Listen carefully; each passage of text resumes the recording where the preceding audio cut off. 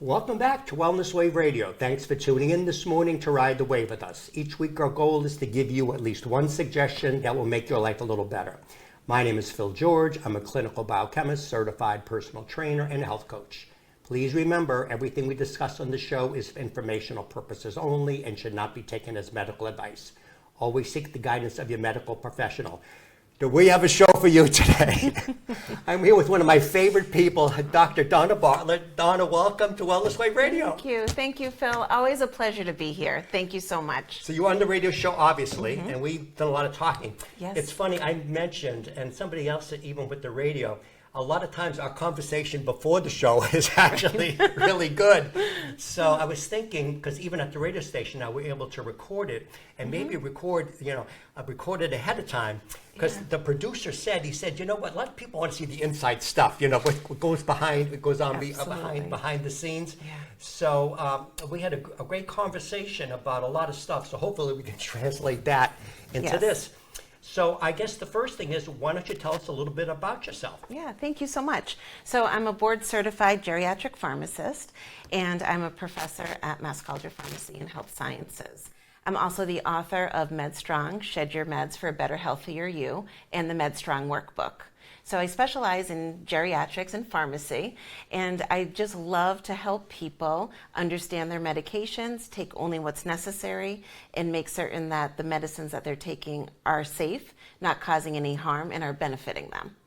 Right. The other thing is funny because when I did, there was a big health seminar down in Marlboro in the wintertime. We went down there to all huge amounts of booths. We walked around, and I mentioned you a lot. And I always like to call you the anti-pharmacist. And everybody loves that. Everybody loves that.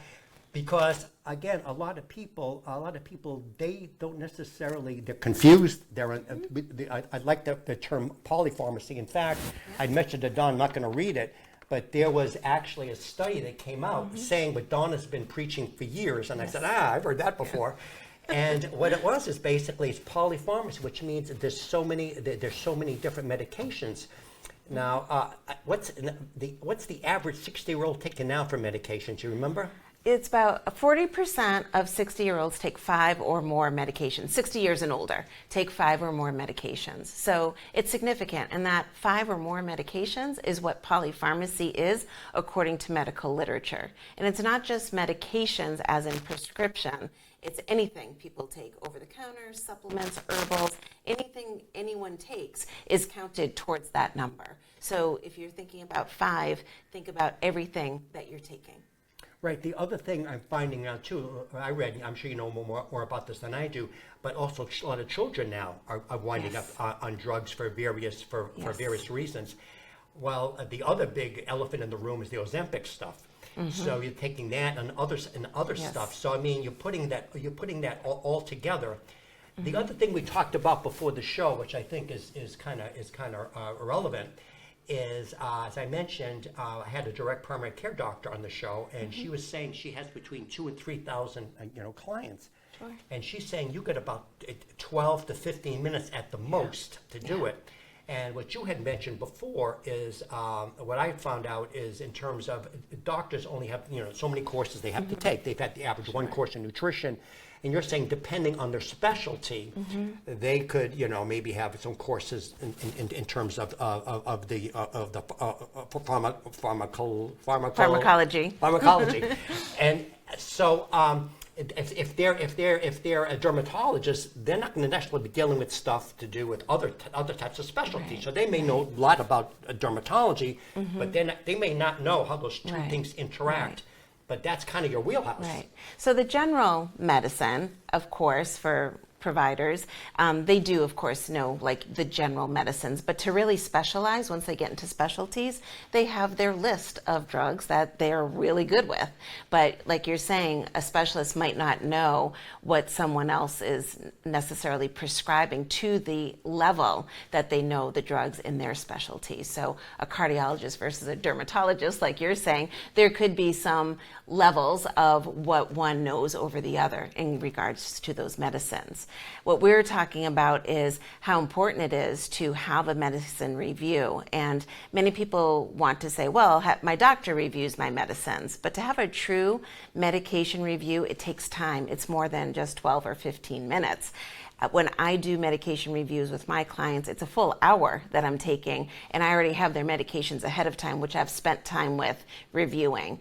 And I spend a good hour prior to even meeting with someone in regards to their meds, any interactions, anything that I want to dive in further and ask more questions on. Right. Again, so what you're having is, physicians know what they know, and not everybody knows everything about everything. No. So I have to look things up. Always. So what you want is somebody that specializes. I'll give you a good example. I have a cousin in Pennsylvania. His daughter unfortunately came down with colorectal cancer, went all kinds of stuff, and she wound up having her intestines basically strangulated and really bad, and they had to put a feeding tube in her, and she lost a lot of weight. But they also found out that she wound up having some tumors in her lymph, and they wanted to do chemo. Well, my cousin, I'm not a doctor, I'm medical advice, but he asked me what I thought. I said, I think she's too weak for chemo. That's my opinion, and he felt the same way. But they kept on pushing the chemo. Well, he went to see an oncologist, a specialist, and said, no way, she's not strong enough. We got to build up. So it's a good idea to get a second or a third opinion. Yes. But I think even better from somebody that deals with this day in and day out. That not only do you deal with it, you teach it. Right. So right. I heard the other thing, Don. I heard the best way to learn something is to teach it. True. True. If you can teach it, then you pretty much know it. Because so you have to go on with it. That's one thing I love about the show is when I have to do a presentation, what am I going to do? I have to go and research it and do it. So it's not just for my own. I have to also do it. Or if I get like you, if I get a client that wants to know something, I had one client that thought they had a parasite, so I had to look up this parasite stuff. Sure. And again, you would be the person that you need to talk to because you would know what particular medications you would take. And whether it's a pinworm or whether it's a tapeworm, you're going to know what medication to take for that. So unless you saw a doctor that specialized in that, I mean, which is hard to do, and even then, they probably would know. But again, they could kind of go to you and do that type of thing. But I think what's really important too is you're talking about so many different specialists, and everyone sees different specialists for different things. You see a dentist, you see an optometrist, you see your PCP, and then you might have a cardiologist or an endocrinologist. You may have a nutritionist, for example, a physical therapist, whoever it is. All of this whole group of people are going to have their specialty and their opinions. And it's really important to have that interprofessional entity happening when you have issues. So what I always like to tell people is no matter where you are, if there seems to be an issue, be talking about your medicines too. Everyone takes your list of medicines. No matter where you go for an appointment, they're asking you what your list of medicines is. I always ask these specialists that I see too, a dentist, a physical therapist, whoever it might be, what do you do with that list once you have it? And a lot of them don't do much with it other than have the record of it. But we should all be doing something with those lists. Or if someone's having trouble, so say someone has terrible dry mouth and they're having a lot of dental issues, well, medicines should be checked for that because a lot of medicines can increase the risk of dry mouth, for example. If someone is unsteady or having difficulty standing up quickly and doing exercises and physical therapy, that needs to be checked. It could be medicines that could be causing that. So seeing what those deficiencies are at all of these different specialists that you might see, then bringing that back to maybe I need my meds reviewed. That's really important to be thinking about because medicines affect our entire body. And we really have to be thinking about, could there be some side effect? Could there be something going on? Is this medicine effective, or is it causing some side effect and now I'm being given something else to take care of this side effect when no one's even noticing that it's a medicine?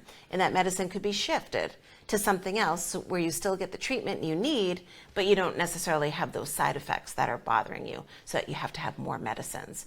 So this is how we snowball into polypharmacy. It's when we have all these specialists, right?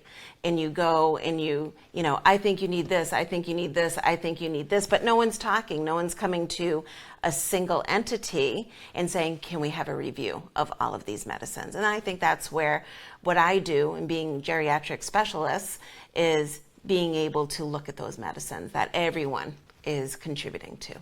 And I think the audience knows this, but geriatric just means older people, you know. So and that's really the problem, because as we get older, basically, you know, balance gets off and all kinds of other stuff. And I just read a study, especially women that are perimenopause and menopause, you know, weak bones, they fall down, and they found that if a woman falls down, or anybody, I think mostly women, they fall down and break their hip, 50% will be dead within a year.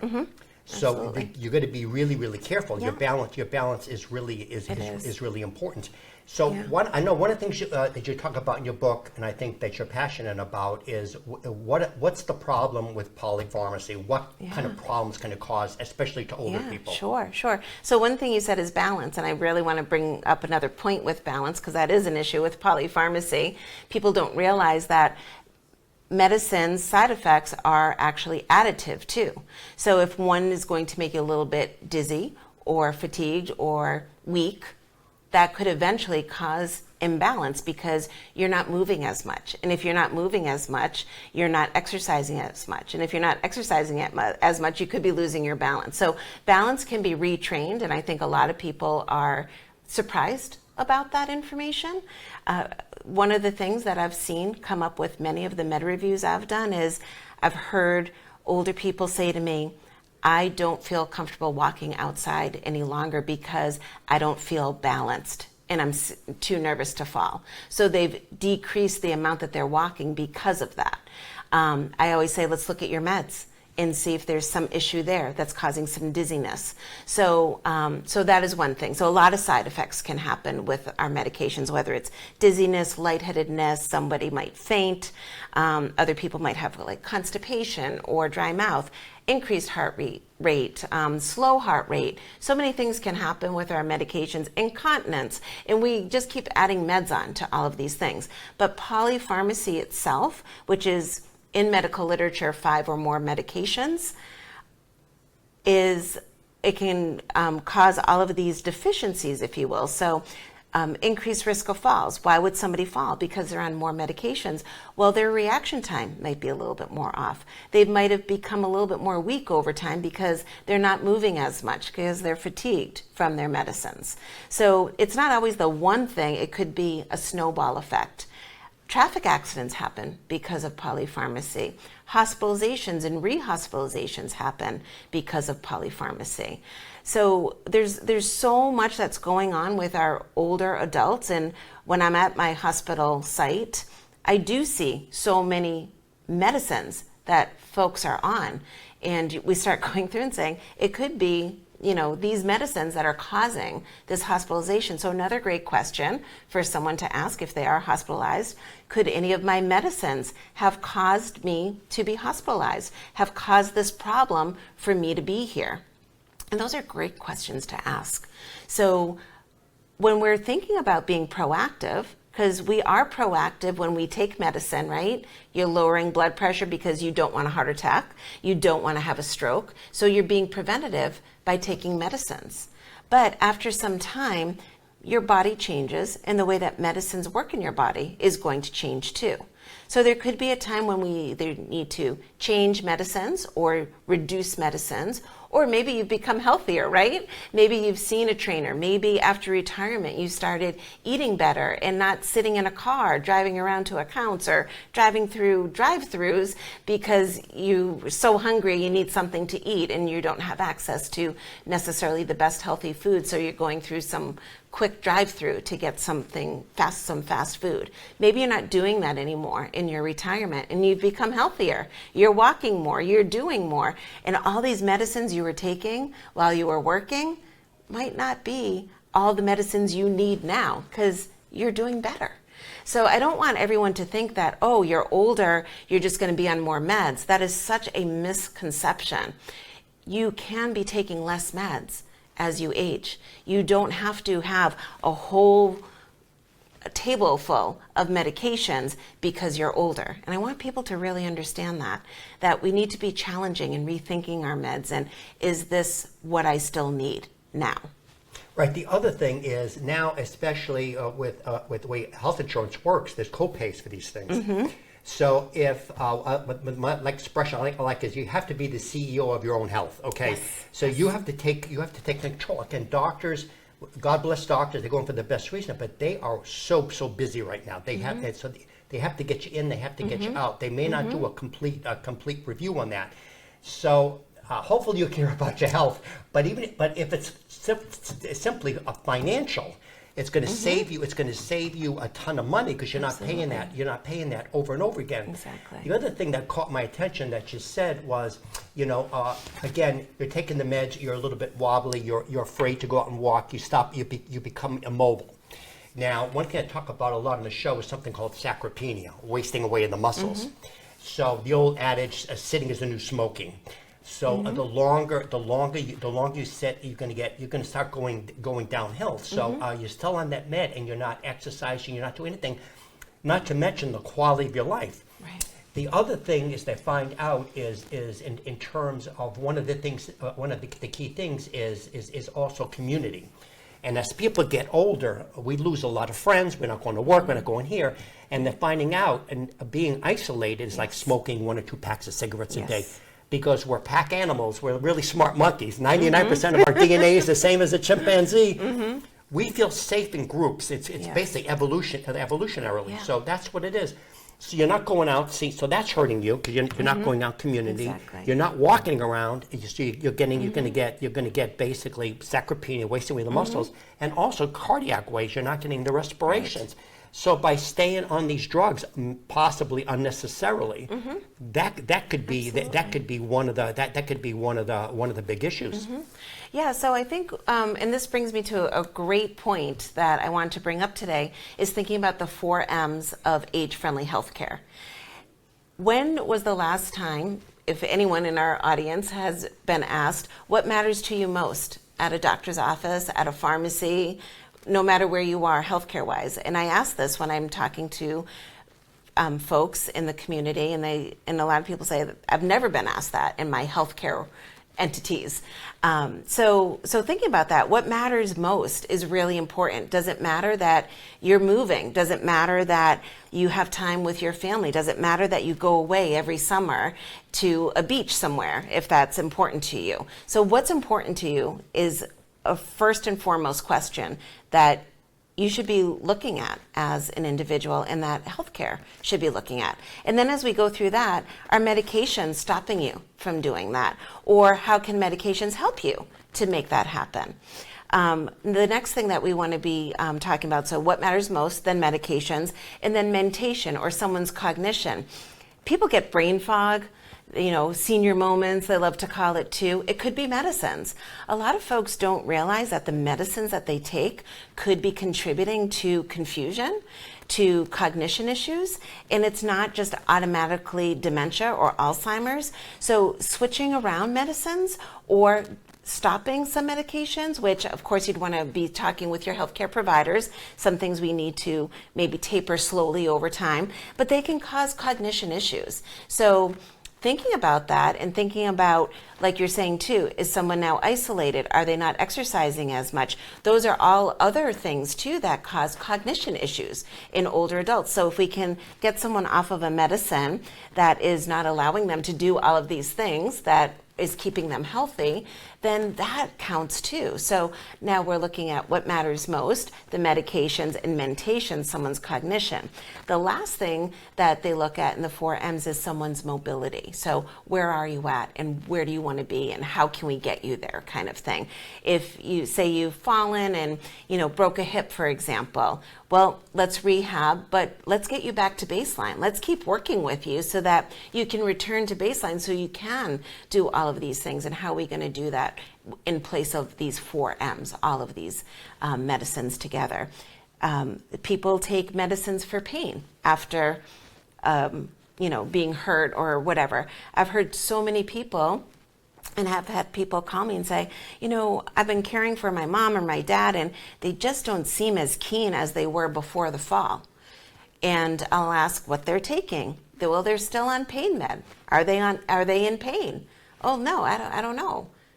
But we make certain that they get their pain med. Well, don't give pain med unless they're still in pain. But it's very common because you don't want your loved one to be in pain. So if it's still being prescribed because no one's complaining, it must be working. Maybe there's no pain any longer after the operation, after the PT, after some time. There could be no more pain. So being aware of all those medications that people are taking, we have to also be asking, does the problem still exist? Does the pain still exist? Is this still a problem? Are you still constipated? Do you still need all of these meds? Type of things. So we keep things on board because we don't want for things to happen. So we have to be careful about that. Right. I think the other thing that we talked again before the show is that, we talked about direct primary care doctors. They'll sit down with you and go through the whole thing. But again, in my opinion, if you're on a ton of meds, you want to see somebody like Dr. Donna basically to review all this stuff. Because again, it's the financial is number one, is number two, but more importantly than the financial is the health. Right. I like to say basically your two most valuable things is number one is your health, and number two is time. Yes. Even more important than time, Donna, because if you're in lousy health, you may wish you didn't have any more time. You know what I mean? You don't want to spend the other thing I heard, the last 5 to 10 years of most people's lives is spent in infirmity. Where, I don't want to spend the last years of my life, right. Basically.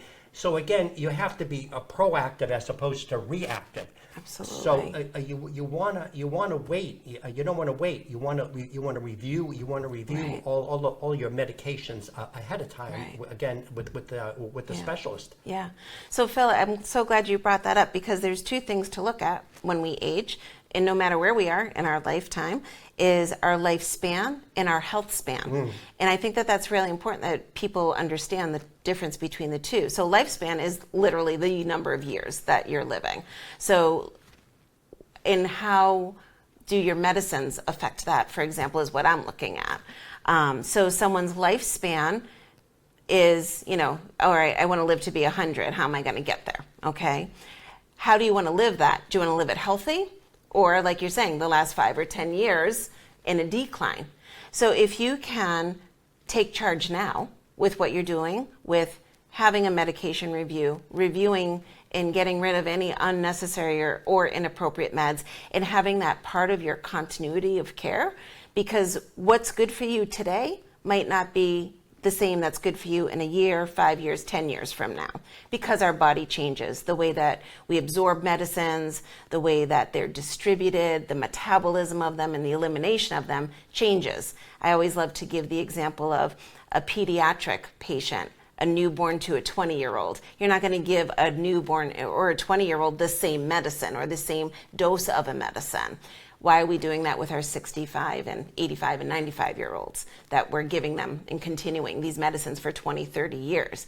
Their body has changed. It might not be appropriate any longer for them to be on the same medicines as 20, 30, 40 years ago. So that's really important. So thinking about that whole lifespan and your exercise, your diet, your the medicines you take and how long you're taking them for, all of that can play a factor in that longevity, if you will, or a lifespan. Health span, it's also going to play a factor. If you are able to minimize the medicines you take and only take what you need, if you are able to continue to exercise, continue to socialize, continue to be an effective person and a viable person in a community, that's going to be really important, right? So, and that is going to continue your health span. You're going to feel better and healthier. And hopefully you'll have a longer health span so that maybe only your last year is maybe an issue, or maybe only the last few months is an issue of your lifetime versus the last 5 to 10 years. I just read, I've got the exact number, but in terms of spending on health dollars, I think it's the last 3 or 4 years of life is like 80% of dollars. It's like an incredible amount. It is. And the other thing is, I know people, I know people basically, I wouldn't want to live the way they live. I mean, it just, I know somebody who got COPD, they were in a nursing home. In fact, I visited this person a while ago, and I mean, they can't get out of bed. They're obese because they can't move, they can't do this, they can't do that. And, I don't know, there's, what's that? There's the voluntary euthanasia they have in Canada or in the western part, where if I'm like that, what is living really when it comes down to it? I don't want to sound too morbid, but sometimes some people, as I know, I say sometimes basically dying's not the worst thing. Sometimes living's the worst thing, in my opinion. But we want to get too morbid. Right. But so what happens is, but you don't want to be in that position. Right. You want healthy years. You don't want longevity. Yes. You want to basically be healthy as long as you can. Yes. But again, you've got to get ahead of it. You've got to get do. ahead of it to You find do. out. And I say this, you're the pharmacist. You can correct me if I'm wrong. But almost all drugs have side effects somewhere. Absolutely. Everything does. They're going to have an effect somewhere Water in the body. has a side effect if you have too much of it. You can die for drinking too much water, actually. Exactly. That is So true. that's what I'm saying. Like anything can have its side effects. But the other thing is, a lot of people don't realize, but there's something in your genes that's called a polymorphism or SNP. Everybody's a little bit different. Like my wife has something called the MTHFR SNP. And what that means, she cannot metabolize vitamin B very well, which means she makes too much homocysteine, which is an indicator of cardiac stuff. So I got to give her very specific types of vitamin B. But if people didn't know that, I mean, you don't know that she has it. So in other words, and she's allergic to codeine. Okay, some people, we're all dealt with different hands in life. Right. And so we don't know. What may affect me may not affect you. Exactly. Some people are allergic to eggs; they can't eat eggs. Right. So you have to look not only as a pharmacist, not only at also their body weight. That stuff. You look at the body weight and everything else. Kidney function is another big one. And a lot of medicines are based on body weight and kidney function. So we're making a lot of adjustments for that. And I see a lot of people over-medicated because they were on the same dose as they have been for 20 years. I'm like, whoa, that's way too much of that medicine now. We've got to cut it back because your kidneys aren't clearing it like they should be. Or even a significant weight gain or weight loss. Yeah. So maybe in the beginning, the doctor looked at your weight and they go by, so many grams or milligrams per kilogram. And back then, 10 years ago, but they never looked to it. Geez, this person's a whole different weight than they were before. So just like you bringing your car in for a tune-up, you want to bring in your meds in. Yes. That's a good thing. That's a new marketing thing. Yes, thank you. Yes, no, every year at least. It's part of your wellness, if you will, right? You go for a wellness check, you should really be having your meds checked too. But anytime there's a transition, so say for example, you're hospitalized, there could be some adjustments to meds. You're probably going to have more meds added on, but for how long? Some meds just go on indefinitely and they shouldn't. They should be stopped after a week or two post-hospitalization, but they're continued indefinitely instead. Maybe there's something that you shouldn't be taking anymore because it caused the hospitalization, and that might not be clear. So people continue to take something they've been on inappropriately. So any transition, whether you're going from hospital to rehab to home, long-term care, wherever those transitions are, you really need to make certain that your meds are being reviewed. Also, I think it's really important, Phil, that we think about what people take themselves and why they're taking it. So there's a whole host of products that are available to people without a prescription. And people self-medicate, or they value something that they've read or heard or found out from a friend or whomever, and that's important to them now, and they start taking it. Yet they might not realize that it might be causing a problem for them individually. Maybe it's great for someone, their friend or somebody else, but for them, it could be a drug-drug interaction. It could be a drug-disease interaction that could be happening. So there are issues with that. I was just asked the other day, what do you think about herbals? And I was like, you know what, it really has to be done on an individual basis. But I think what also is really important is there's a lot of products out there that are combination products. And if you don't review everything that's in those combination products, you might be maybe duplicating products. You might be missing something that could be harming, maybe it's causing increased blood pressure. Like, gosh, why is my blood pressure up? You're taking something healthy, but it could be something in that is just counteracting your own blood pressure, for example. So I've seen these things before where people think they're doing the right thing, but in self-medicating, but they're not. One really simple example that I love to bring to people's attention is for people who want to lower their cholesterol and then also protect their heart. And a lot of people will go to fish oil for that. And so for some people, fish oil is very appropriate. Some people, though, in fish oil can increase their LDL, which is the bad cholesterol, and they're taking statins and other medicines, and they just can't get that LDL down to their goal of what it should be. And no one is necessarily looking at, oh, you're taking fish oil and maybe a lot of it, that could be increasing your LDL or keeping your LDL level up. So if you stopped that fish oil, then the medicine might work a little bit better. So people don't necessarily know all of the ins and outs of all the meds that they're taking, and that's why I say everything counts. So if you're taking anything, it has to be added to your medication list. And that's what I'm assuming you would do on the med review. Exactly. You're going to want to know all the supplements they're taking. Yes. And you're going to want to know all the drugs they're taking. Yeah. And correct me if I'm wrong on this, but the other thing, my understanding is, if you're on an anticoagulant taking fish oil, that can increase the bleeding time. Yes, absolutely. So somebody may not even know Yes. that. The other thing that I found when I worked in the lab is one of the big problems we had is people coming in with Tylenol overdoses. Mm-hmm. I think it's the number one cause of liver failure is Tylenol. A lot of people don't realize is acetaminophen is Tylenol. Yes. And it's in everything. So you're taking over there, oh, it's Tylenol, but I get acetaminophen over here. But a lot of people don't even realize you're not supposed to be taking too much Right. of the Tylenol. It can Right. cause liver damage. Absolutely. And of course, and then if you're looking at the liver function test, ALT, AST. Yeah. You're looking at that stuff, and you're saying to you, maybe, this could be, the new big thing now is non-alcoholic fatty liver disease. That's something that a lot of Yes. people have now that is basically because of our terrible diet. And so you're doing that. So you're doing what's the word? Eagle's eye view. You're looking down, and you're looking down on everything. Yeah. You're not just, and again, a physician, and God bless them, but they only got 12, 15 minutes with you. Right. They're looking at that. They're going to look down at your list of all of the supplements you're taking and all of this and all of that. And not to mention, you're talking about your lifestyle. Right, Are you getting around, or Yes, what are you doing with that? Exactly. So I think that's important too. Like I said before, I have to look stuff up all the time. People are taking things that I'm not necessarily familiar with. Just because I'm a pharmacist doesn't mean I know every single supplement, every single herbal. I have tools to look things up.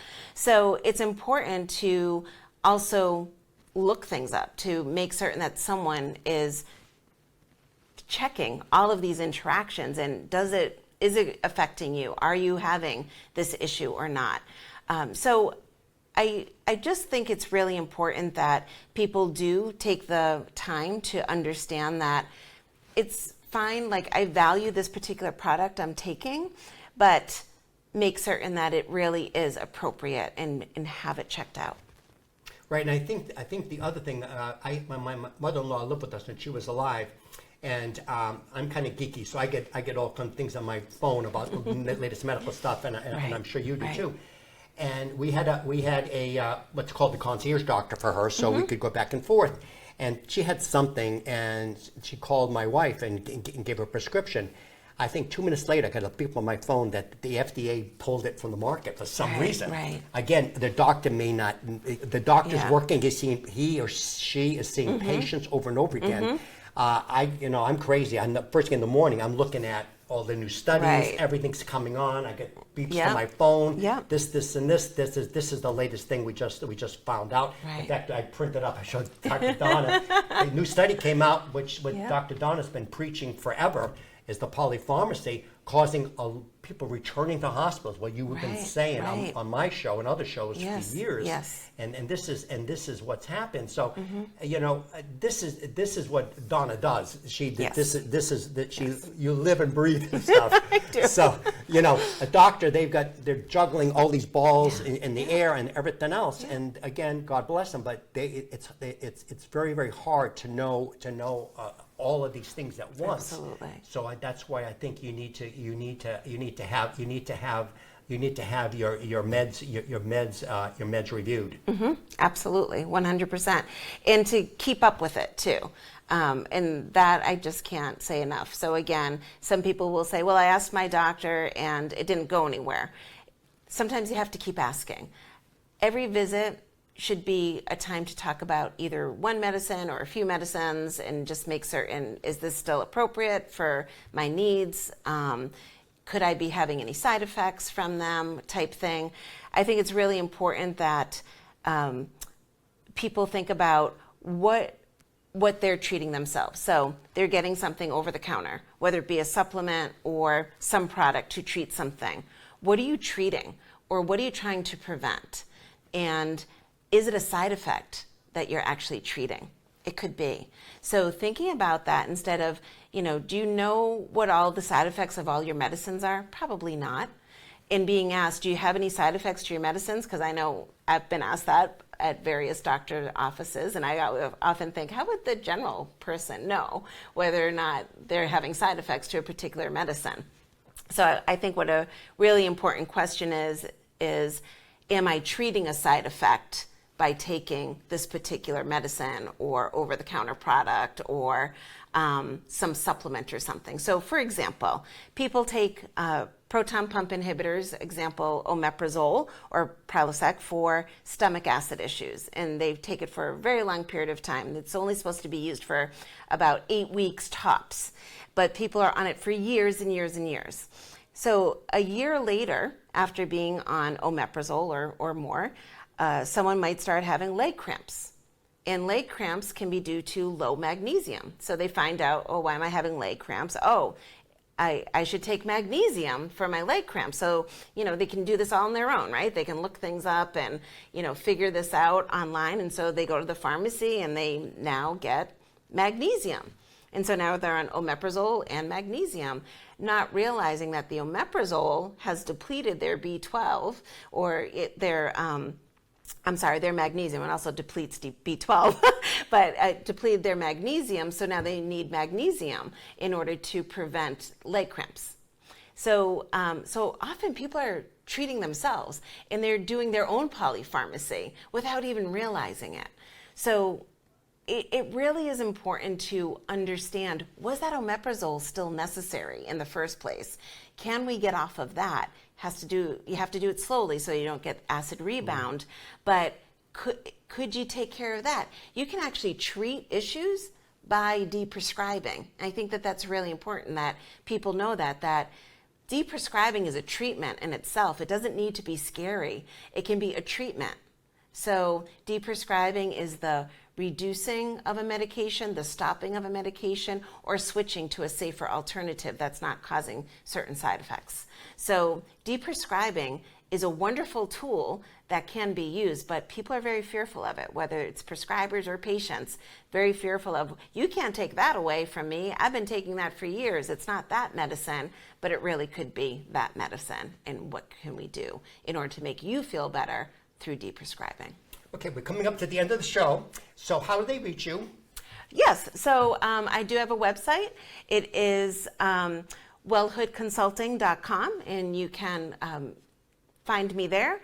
Also, you can look at and watch my podcast called The Med List. I co-host it with another pharmacist, Kevin Walker, and that is available on many different podcast platforms. So The Med List, 3 separate words for that. So there's a couple of different places where you can find me, and then also on LinkedIn and Facebook, and then also Instagram.